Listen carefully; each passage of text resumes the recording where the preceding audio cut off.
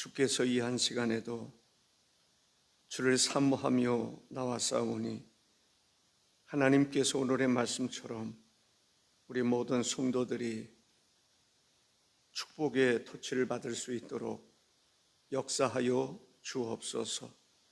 그리함으로 항상 복 있는 자가 되게 하시고 복을 또 다른 사람에게 끼칠 수 있도록 축복하여 주옵소서.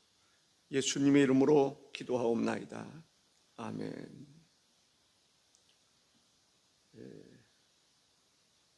벌써 28일째가 됐습니다.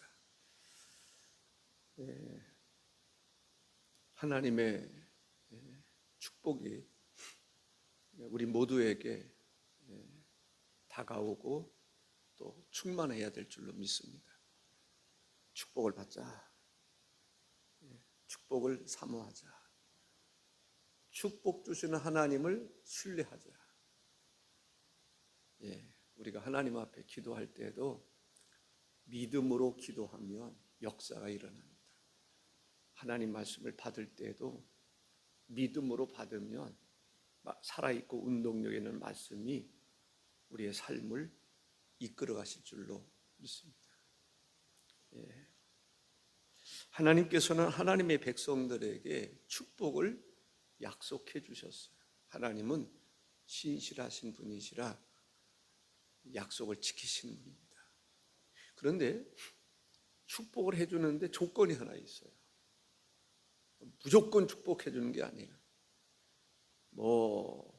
하나님을 거역해도 우상을 숭배해도 그냥 무조건 축복해 주는 그런 하나님이 아니라 하나님은 사랑의 하나님이면서 공의의 하나님이시고 정의의 하나님이시고, 그래서 하나님께서 우리에게 어떤 말씀을 그림을 그려주실 때에, 지도를 그려주실 때에, 축복의 통로를 알려주실 때 그 통로로 지나가야지, 통로로 들어가야지 엉뚱한 데 들어가면 안 된단 말이죠. 아멘이십니까? 깨닫는 게 중요한 것 같아요. 축복의 조건이 뭐예요? 순종입니다. 순종하면 말씀을 듣고 순종하는 게 중요해요. 듣기만 하고 아멘만 하고 그 다음에 순종하지 않으면 그 아멘의 가치가 없는 거예요. 아멘하면 그 다음에 실제적으로 말씀을 순종할 때 역사가 일어납니다. 아브라함이 독자 이삭을 바칠 때 아브라함아 하나님의 음성을 들을 수 있어요. 네 아들에게 손대지 마라. 네가 나를 사랑하는 줄 내가 알았노라. 순종할 때 이 하나님의 역사가 일어나는 것을 보게 됩니다. 엘리야가 하나님을 믿는 믿음이 있었기 때문에 하늘에서도 불이 내릴 줄로 믿었습니다. 순종할 때 역사가 일어났습니다. 베드로와 요한이 성령께서 역사하심을 믿고 한 번도 일어나 보지 못했던 안진뱅이의 손을 잡고 일으킬 때 그게 순종입니다. 안 일어나면 어떡하나? 그건 불순종이죠. 일어날 줄로 믿고 일으킬 때 안진뱅이가 일어나는 역사가 일어났습니다. 우리의 삶에 기적이 안 일어나는 이유, 안 일어난다면 우리가 순종하지 않기 때문에 그렇습니다. 하나님 말씀을 깊이 묵상하고 하나님께로부터 온 말씀에 과감하게 순종할 때 역사가 일어납니다. 사업을 하더라도요, 하나님의 사업을 하더라도 믿고 순종할 때 역사가 일어납니다. 순종하지 않으면 항상 초가집만 짓고 살아요. 판잣집만 짓고 살아요. 근데 하나님께서 말씀하시는 것을 순종하면 기와집도 질 수 있고 빌딩도 질 수 있고 나라를 건설할 수도 있는 것입니다. 우리는 진짜 진정한 하나님의 사람으로 예수님의 제자들을 통해서 엄청난 역사가 일어나지 않았습니까? 그러한 역사가 언제 일어났어요? 말씀을 믿고 순종할 때. 참 그들은 하나의 미랄이 돼서 때로는 땅에 떨어져 죽기도 하고 핍박도 받기도 하고 그랬는데, 십자가에 달려 죽으셨던 예수 그리스도로 인해서 구원의 역사가 일어났던 것처럼 그들의 희생은 결코 헛되지 않습니다. 지금도 하나님의 나라에서 주의 우편에서 주의 영광을 같이 누리게 되는 줄로 믿습니다. 첫 번째로 순종하는 삶을 살아가려면 어떻게 해야 될까? 오늘 본문 말씀 1절을 다 같이 한번 읽습니다. 내가 내 하나님 여호와의 말씀을 삼가 듣고 내가 오늘 내게 명령하는 그의 모든 명령을 지켜 행하면 내 하나님 여호와께서 너를 세계 모든 민족 위에 뛰어나게 하실 것이라. 삼가 듣고 지켜 행하면 모든 민족 위에 뛰어나게 하리라. 삼가 듣고 행해야 한다라는 것입니다. 삼가 듣는다는 말은 무슨 말이냐면 하나님 말씀을 경청한다는 이야기입니다. 하나님 말씀에 귀를 기울이고 잘 들으려고 해야 돼요. 잘 듣지 않으면 사탄이 그 말씀을 다 빼앗아갑니다. 그래서 하나님 말씀이 선포되면 바로 들어야 돼요. 길가와 같은 마음이 되면 안 돼요. 하나님 말씀이 선포될 때마다 누가 빼앗아가면 안 되는 것처럼 즉시 들어야 돼요. 토끼 얘기해서 어떻게 생각할지 모르지만 토끼 2마리가 새끼를 낳습니다. 근데 가운데 이렇게 칸을 막아놨거든요. 그럼 먹이를 딱 주면 서로가 그 먹이를 먹으려고 애를 씁니다. 근데 한 마리는 욕심이 좀 덜해요. 근데 한 마리는 먹는 속도가 빨라요. 그리고 상대방이 이렇게 보면은 10중 8구는 마지막 누가 뺏어가느냐? 한 마리가 뺏어갑니다. 어떤 것을 하더라도 집중하는 게 중요해요. 말씀을 듣더라도 집중하는 게 중요해요. 좋은 방법은 목사를 쳐다봐야 돼요. 그렇지 않으면 시선을 빼앗기거든요. 마음을 빼앗깁니다. 집중해야 되는데 애기들 쳐다볼 때요. 애기들 이렇게 만나면 어떻게 애기들 쳐다봅니까? 안 쳐다봅니까? 쳐다보잖아요. 그래서 그 표정을 읽는 거예요. 저는 노래를 좋아해요. 노래를 좋아하는데 가수들이 노래를 부를 때 그 표정을 눈여겨봅니다. 저 사람의 표정, 어떤 표정으로 입을 어떻게 벌리나, 그것을 눈여겨보면서 때로는 따라 해보기도 합니다. 몸놀림을 따라 해보기도 하고 때로는 일어나서 춤을 춰보기도 하고 그렇습니다. 눈여겨보는 게 참 중요해요. 그래서 대화를 할 때 눈을 맞추라 이런 얘기를 하지 않습니다.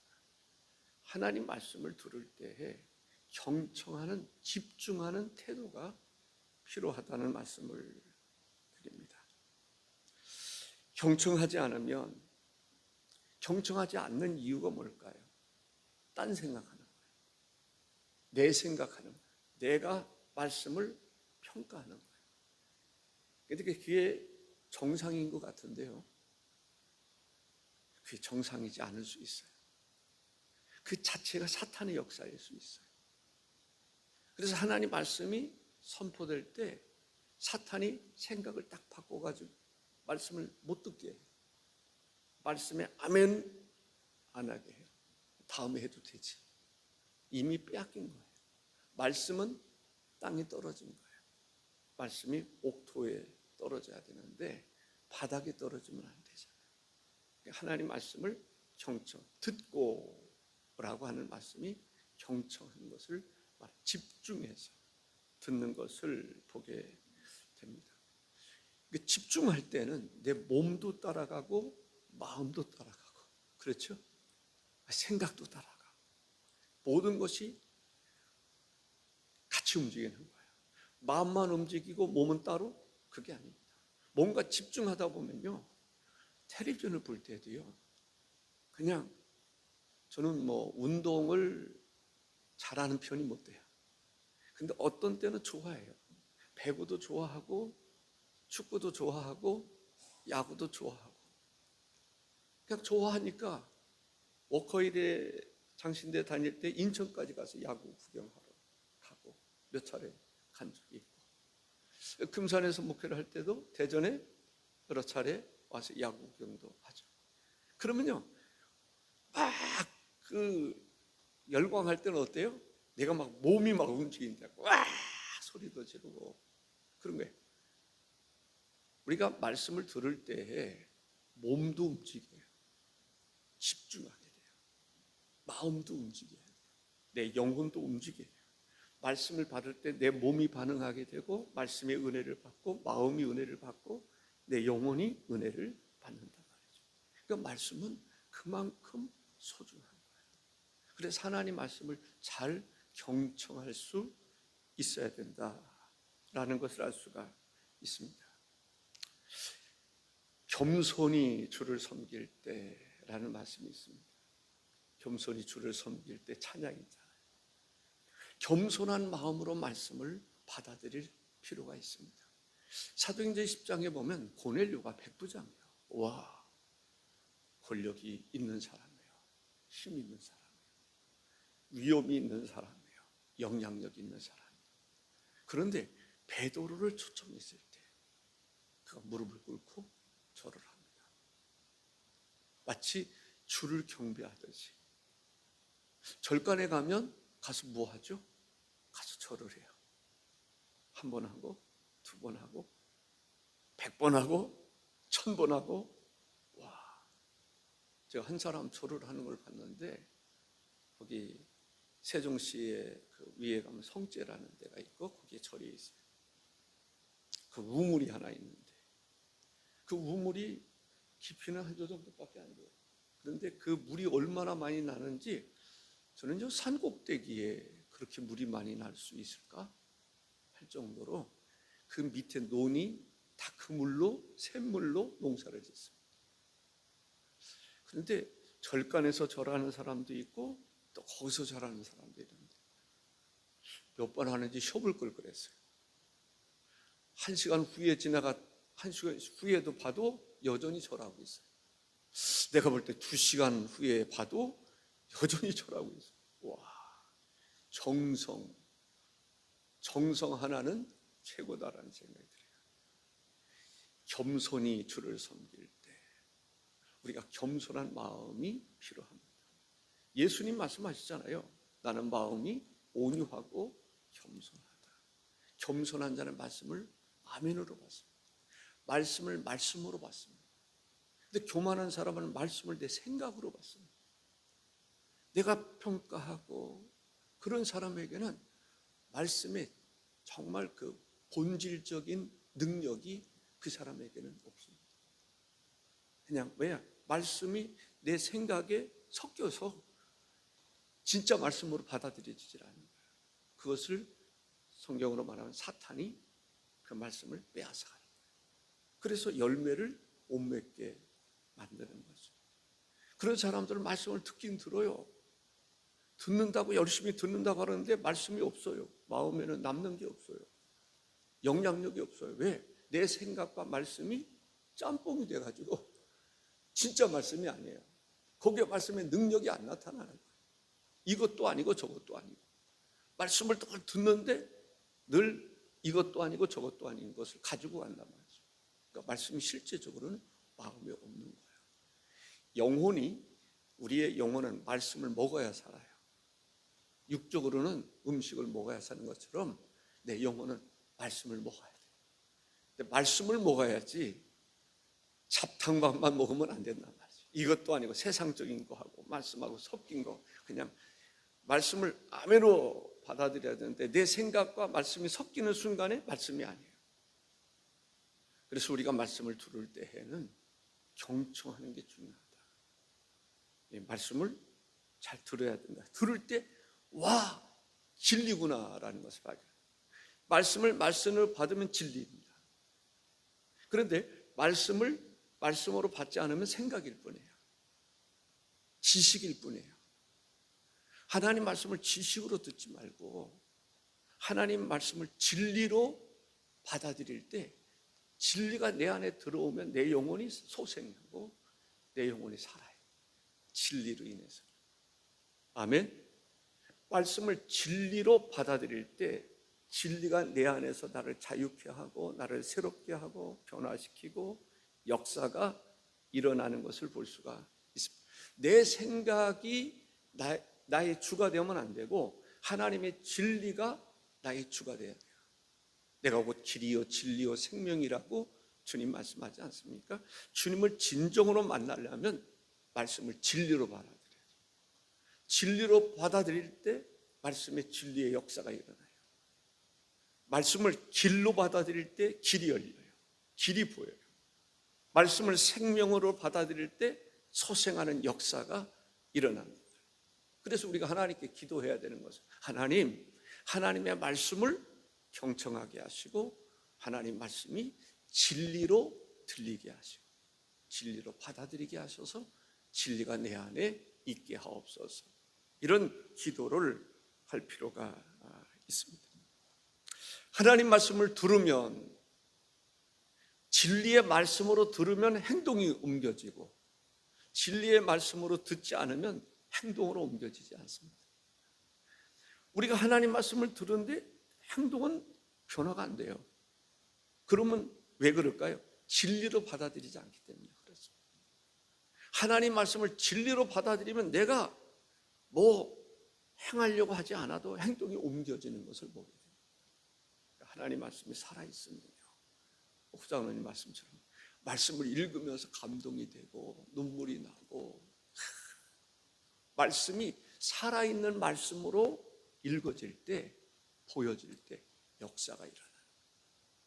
우리 그리스도인들에게 있어서 정말 심령의 어떤 변화, 역사가 일어나야 되는데 말씀으로 일어나야 돼요.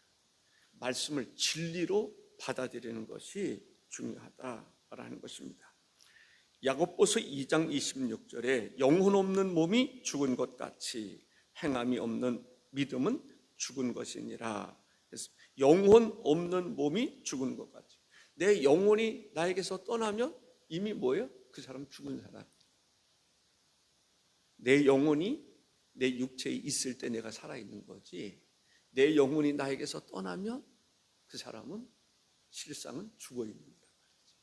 죽은 몸인 같이 행함이 없는 믿음은 행동으로 옮겨지지 않는 믿음은 그건 죽은 것입니다. 살아있는 거라고 말할 수가 없는 거죠. 우리는 죽은 믿음이 아니라 산 믿음, 내 안에 하나님의 임재가 함께하는 그런 가운데서 정말 성령에 의해서 따끈따끈한 영향력 있는 삶을 살아가야 될 줄로 믿습니다. 사무엘상 15장 22절에 보면 순종이 제사보다 낫고 듣는 것이 수양의 기름보다 나으니 라고 말합니다. 순종이 제사보다 낫다. 우리는 그냥 제사에 초점을 맞출 때가 있습니다. 그냥 주일 지켰다. 주일날 와서 예배 드리면 주일을 지켰다고 생각을 하죠. 그럼에도 불구하고 하나님 말씀에 순종이 없다면 그 의미가 있겠느냐. 하나님 말씀은 중요한 것은 순종할 때 말씀의 역사가 일어난다. 기도하라! 모르는 사람이 어디 있을까요?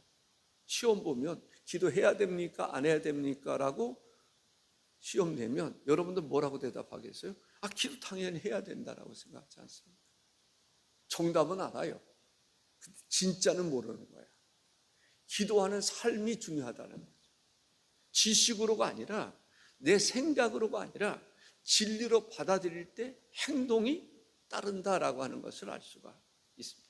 행함이 있는 믿음, 행동하는 그리스도인이 되어야 되겠다라는 것입니다. 하나님께서는 우리가 순종할 때 하나님의 기쁨이 됩니다. 우리가 순종할 때 하나님이 움직이시는 거예요.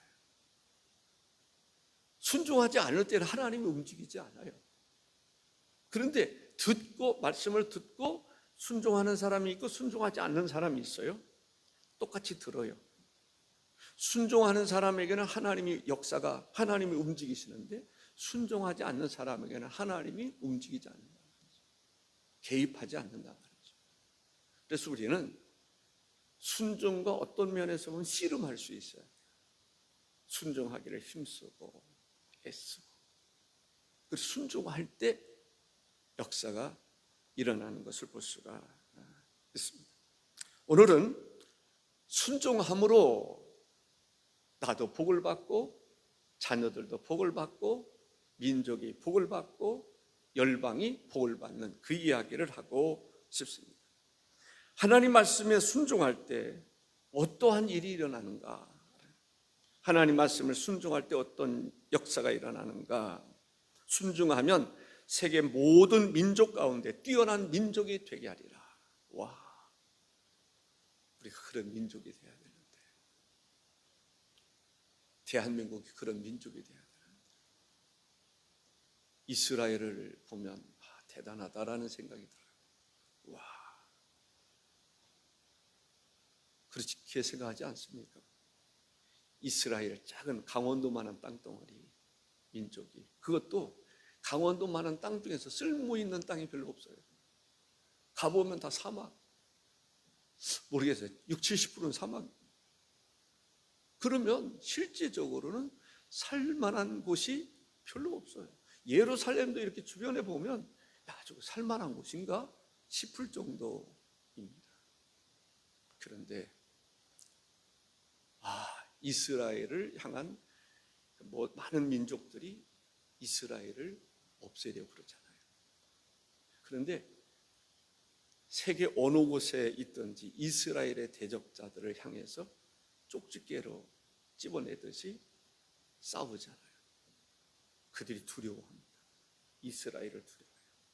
이슬람의 그 많은 나라들, 큰 나라들, 재력이 있고 그런 나라들이 이스라엘을 두려워합니다. 왜 두려워할까요? 그들의 머릿속에, 마음속에 하나님이 계십니다. 여호와가 계십니다. 그래서 담대한 거예요. 저는 우리 민족도 이런 이야기하면 어떨지 모르지만 성경을 가만히 보세요. 성경을 보면 이스라엘이 어떻게 하나님이 경영하시는가를 알 수 있어요. 외교를 할 때 어떻게 해야 하는지 성경이 참 묘한 거예요. 와,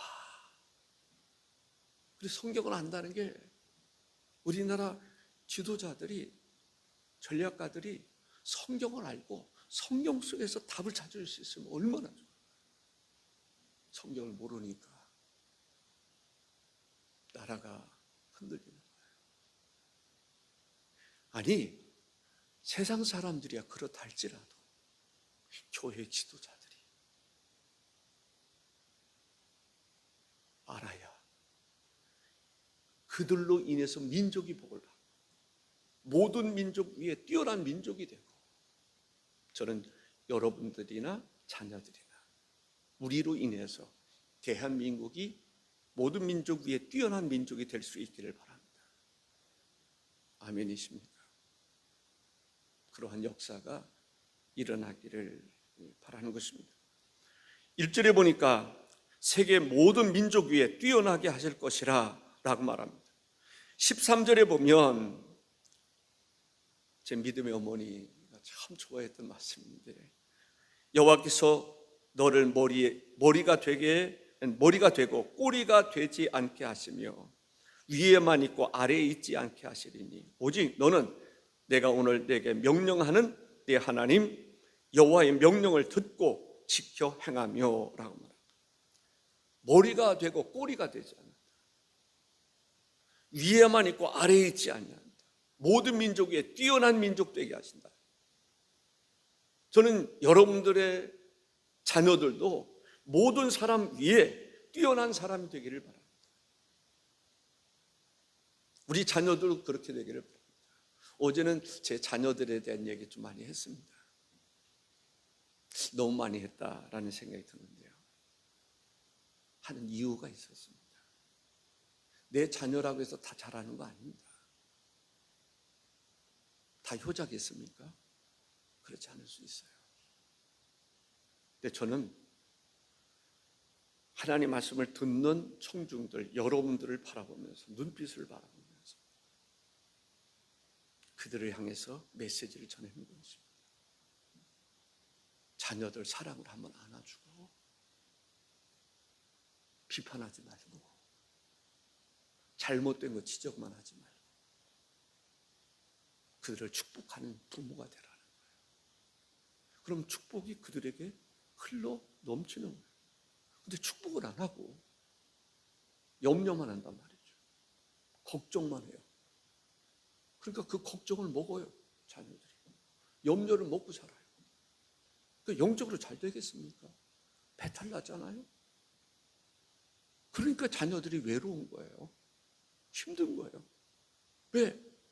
우리 부모님을 통해서 먹는 게 지금 몸에 체할 것만 먹어. 그렇지 말고 그 자녀들에게 축복하라는 거예요. 그래, 자녀들을 축복하면 축복이 그들에게 흘러 들어가고 부정적인 얘기는 하지 말고. 그러면 그 자녀들이 부모로부터 축복을 받으니까 마음에 여유가 있고 감사가 있고 희망이 있고 꿈이 있고, 그러니까 부모도 축복하고 형제도 축복하고 이웃도 축복하고 그 역사가 일어나는 거예요. 그 얘기 하고 싶어서 한 얘기예요. 오늘도 마찬가지입니다. 내가 복을 받고 민족이 받고 복을 받고 우리로 인해서 다른 민족도 복을 받는 아브라함의 축복이 축복 터치 기간에 특별히 있어야 되겠다. 그 마음에서 말씀을 드리는 것입니다. 창세기 12장 2절에 내가 너로 큰 민족을 이루고 내게 복을 주어 내 이름을 창대하게 하리니 너는 복이 될지라. 아브라함은 자신도 복을 받고 민족이 복을 받고 민족으로 인해서 열방이 복을 받는 그 비전을 가지고 산 사람이 아브라함입니다. 하나님이 그러한 비전을 주신 거예요. 오늘 우리들에게도 주신 비전이라고 생각을 합니다. 근데 그것은 생각하지 않고 그냥 작은 일에 옥신각신, 나라도 개인도. 그러면 제가 닭을 키우면서 보니까요, 닭은 참 묘한 성격을 가지고 있어요. 모기가 있으면요, 모기를 조금 먹으면 되잖아요. 그 모기 속에 들어가서 막 발로 막 헤쳐버려요. 그러니까 모기통에 있는 것이 다 밖으로 나가. 똥하고 섞이기도 하고 못 먹게 돼요. 답답할 때가 있어요. 제발 좀 해치지 마라. 근데 못 말려요. 그래서 모기통을 닭이 들어가지 못하도록, 그리고 목만 이렇게 쭉 뻗어야 먹을 수 있도록 하니까 해치는 게 별로 없더라. 우리가 하나님께서 우리에게 주시고자 하는 것을 잘 깨닫고 그 비전 속에 살아가면 하나님 말씀이 살아있어서 역사가 일어납니다. 귀신이 떠나가고 질병이 치유되고 그러한 역사가 우리 개인에게서, 가정에서, 직장에서, 사회에서 일어나기를 바라는 마음으로 말씀을 전하는 것입니다. 2절에 보니까 내가 내 하나님 여호와의 말씀을 청종하면 이 모든 복이 내게 임하며 내게 이르리니 이 모든 복이 내게 임하리라 라고 말씀하고 있습니다. 하나님이 주시는 복을 보면 토지에 소산물을 쌓을 곳이 없도록 주시는 경우들이 있습니다.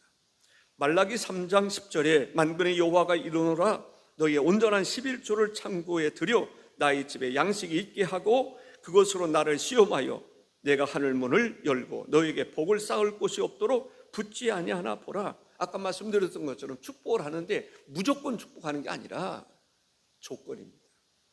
말씀에 순종할 때 하나님은 복을 주신다라는 거죠. 가축에도 복을 주신다고 했습니다. 시편 65편 13절에 초장에 양떼로 옷 입었고 골짜기는 곡식으로 덮였음에 그들이 다 즐거이 외치고 또 노래하나이다. 초장에 양떼로 옷을 입었고 초장에 양들이 쫙 있으면 바글바글하면 옷을 입힌 것처럼 축복입니다. 농산물에도 복을 주신다고 했습니다. 출애굽기 23장 25절에 내 하나님 여호와를 섬기라 그리하면 여호와가 너희의 양식과 물에 복을 내리고 너희 중에서 병을 제하리니 라고 말합니다. 순종하면 이 모든 일에 또 복을 주신다고 했습니다. 3절에 보니까 성읍에서도 복을 받고 들에서도 복을 받을 것이며 라고 말합니다. 들어와도 복을 받고 들어오는 데가 어딜까요? 가정입니다. 가정이 복을 받는 것이 중요합니다. 들어가도 복을 받는다는 말은 가정을 두고 하는 말이라고 생각합니다. 가정에는 뭐가 있습니까? 휴식이 있어요. 가정이 복 있는 가정이 돼야 돼요. 가정에 들어가고 싶지 않은 가정이 되면 되겠어요? 들어가고 싶은 복 있는 가정에 가면 휴식이, 직장 생활하고 또 사회생활 하면서 힘들고 지치고 집에 가서 쉬자, 쉴 곳이 돼야 돼요. 가정에는 뭐가 있어야 돼요? 사랑이 있어야 돼요. 근데 사람들이요, 자기는 사랑이 메말라 있으면서 사랑을 소멸하는 사람, 그런데 사랑이 있기만을 바라는 사람이 있어요. 그런 사람 있는 곳에는요 참 문제가 있어요. 자기가 문제 있다라고 생각하지 못해요. 중요한 것은 내가 사랑이 있으면 다 사랑이 있는 거예요. 가정에는 사랑이 있습니다. 또 사랑이 있어야 돼요. 그 사랑은 아가페의 사랑, 하나님의 사랑, 그리스도의 사랑이 있어야 돼요. 남편이 아내를 사랑하되 주께서 교회를 사랑하신 것처럼 사랑하라. 좀 우리나라는 권위의식이 좀 많이 있는 것 같아요. 남자들의 어떤 권위의식. 그래서 이 부인들이 자기를 잘 섬기기를 바라는 마음만 너무 많지 않을까라는 생각이 들어요. 예전에 일이 생각이 나요. 이종원 집사님이라고 계셨는데 대학교 교수, 제주대학에 계셨었는데 그분이 무슨 얘기를 하냐면 이 간 큰 남자, 아침에 일어나서 밥 해달라고 아내를 깨우는 남자는 그 간 큰 남자래요. 그냥 아내가 주무시면 그냥 조용히 와서 주방에서 그냥 식빵을 먹든지 먹고 그냥 나가야지, 나 밥 해줘 하고 깨우는 사람들은 간 큰 남자예요. 그 말이 지금까지 기억날 때가 있습니다. 사랑이 있는 곳이, 내가 사랑이 있어야 돼. 내가 다른 사람들을 아내나 또 자녀나 남편이나 휴식할 수 있는 공간을 제공해 줘야 돼. 사랑은 나에게서 차고 넘쳐. 아무리 좀 부족해도 사랑이 내게 충만하면 다 사랑밖에는 보이질 않아요. 왜? 사랑은 허다한 죄를 덮기 때문에 그렇습니다. 가정은 어떤 것입니까? 평안이 있어요. 육체적으로도 평안함. 이게 축복이라는 거예요. 하나님 말씀에 순종하면 하나님이 그러한 가정으로 복을 주실 것이다라는 그 말씀을 하고 있는 거예요. 하나님께 순종하면 나가도 복을 받는다. 직장 생활이든지 사업장도 복을 받는다. 하나님께 순종하는 사람들은 나로 인해서 직장이 잘 되는 거죠. 직장이 행복한 거예요. 저는 강성 노조 이렇게 살면 자기로 인해서 회사가 망하면 되겠어요? 자기 권리만 주장하면 되겠어요? 자기 권리만 주장하는 나라는 망하게 되어 있어요. 이 차별금지법이라는 게요 한두 가지가 아니에요. 예를 들어 직장, 어떤 사람이 사장이 있어요. 근데 그 사업체에 어떤 사람이 들어갔어요. 들어가서 우리는 차별받으면 안 됩니다. 사장이나 나나 동급입니다. 차별금지법 맞죠? 그러면 나라가 어떻게 될까요? 회사가 어떻게 될까요?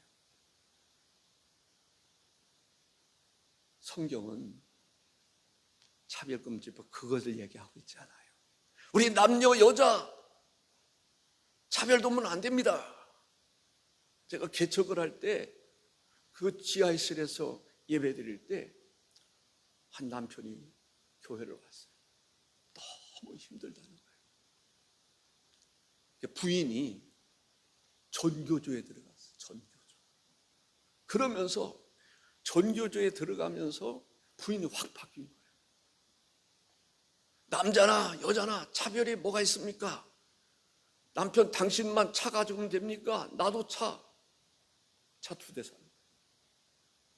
어느 때는 외박하고 들어와. 당신도 외박하지 않습니까? 나도 외박하도 뭐가 문제가 되느냐고.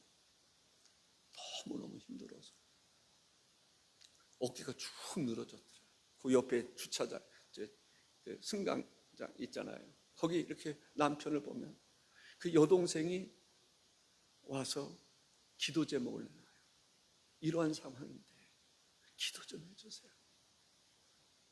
가정이 깨질 것 같아요. 성경이 말하는 질서가 무언가를 모르면 사회화가 혼란을 일으켜요. 축복이 사라진단 말이죠. 은혜가 사라지는 것을 볼 수가 있어요.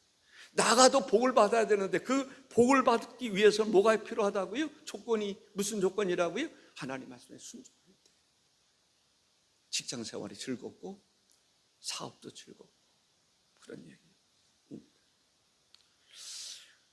아브라함도 요셉도 여호수아도 예를 들려고 그랬는데 시간이 많이 지났습니다. 요한계시록 1장 3절에 이 예언의 말씀을 읽는 자와 듣는 자와 그 가운데 기록된 것을 지키는 자는 복이 있나니 때가 가까움이라 했습니다. 하나님이 우리에게 주시는 축복이 하나 있는데 지금까지 이야기했던 축복은 구약의 축복이라고 그런다면 그 축복도 축복이 있지만 너희는 먼저 그의 나라와 그의 의를 구하라. 우리 하나님 말씀을 믿고 순종하는 이들에게는 뭐가 준비되어 있다고요? 영원한 하나님의 나라가 준비되어 있어요. 우리를 하나님의 천국 백성으로 삼으시고 하나님의 자녀 삼으시고 우리에게 주권을 주시는데 천국의 주인공이야. 거기는 천국에 우리를 종으로 삼지 아니하시고 예수님께서 파트너로 삼아주시고 거기야말로 차별이 없는 하나님의 영광에 우리가 동참하게 하시고 영화를 누리게 하시고 영화롭게 하시고 하나님 말씀에 순종하면 이 땅에서 때로는 하나님 말씀에 순종하기가 어려울 때가 있어요. 힘들 때가 있어요. 고난을 겪을 때가 있어요. 그런데 그 하나님 말씀에 순종하는 이들에게 주시는 축복 중에 하나가 영원한 나라의 축복입니다. 이 땅에서도 복을 주시지만은 영원한 축복입니다. 그 축복을 우리가 누리고 있음에 대하여 감사하는 사람이 돼야 되고 이 축복을 나만 누리는 것이 아니라 또 다른 사람도 누릴 수 있도록 하는 것이 하나님의 뜻입니다. 기도하겠습니다. 주 하나님,